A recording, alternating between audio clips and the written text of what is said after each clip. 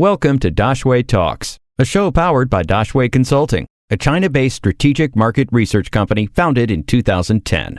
Hello, my name is Jasper Zhang, and I'm the HR Director at PTL Group. PTL Group provides international companies with operational and managerial support through the various stages of their China market entry and growth. The group's wide range of professional services include financial services, HR management, logistics, and supply chain. In the past 20 years, PTL Group has facilitated over 300 market entry projects for the international companies into China. What recommendations would you give for the localization of corporate culture in China? First step for localizing your company's culture is understanding you cannot always copy-paste the same practices you had at your company of origin. Spend time in learning about local practices and culture differences. This could be achieved by consulting with others who has already opened a company in China, either in your industry or another. The second step concerns physical location of a company in China in terms of understanding where you can find relevant human resources suited to your business needs. Large cities like Beijing, Shanghai, Guangzhou, and Shenzhen might provide top-level educated people, but salaries will be higher than other places in China. Third step concerns rules and regulations. The Chinese labor law is the governing document on all labor-related issues. Then, at the secondary level, there are local regulations issued by every province or even city, which you should take under account as well. Whether the specifics are missing, the employee handbook is your final layer and may be the most crucial in determining your company's culture.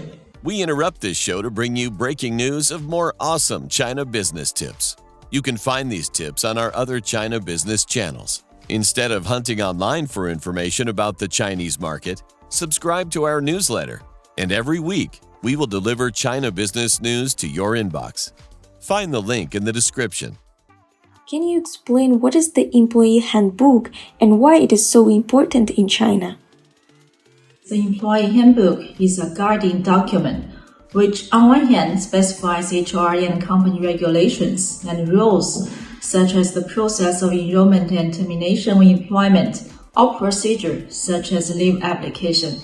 But it also explains the expected behavior at work and gives guidelines such as training, performance evaluation, and more.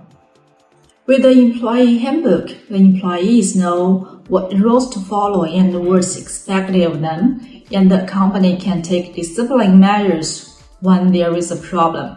The handbook is often used in labor disputes at court, where former employees who might feel they were terminated with no good reason. If the cause of termination was not backed by regulations or clear guideline stated in the employee handbook, the court might support the employee. For example, we had a case where an employee's contract was terminated after the employee was found to declaring sick leave while in fact taking a vacation with his family with the reason for treatment. The employee claimed this kind of behavior was not stated as wrong or unacceptable behavior in the employee handbook, so there is no real reason for termination, and he won. The company's employee handbook did not clearly state that the employee shouldn't submit a false sick leave application. How detailed the handbook should be? What items and topics are really worth including? It's better to cover as much as possible for situations which could happen with the employee and the company. At PTL Group, we have been constantly updating the handbook, sometimes on a monthly basis and according to our personal experience managing employees. And we have been doing this for more than 20 years. Behavior code and daily HR management procedure are probably the most important parts. For example, you should outline in specifics what type of behavior is expected in the office and what type is not expected.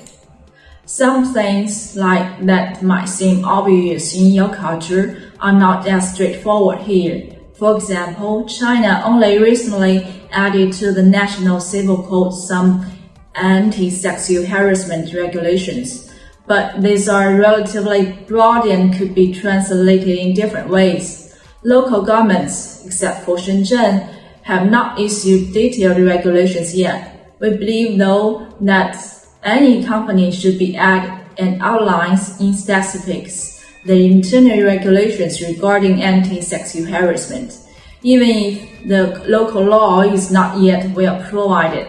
Thus, regulations can be added to the employee handbook. Any questions? We will find an expert to answer them. Drop your questions in the comments or send us an email, dx@dashwayconsulting.com.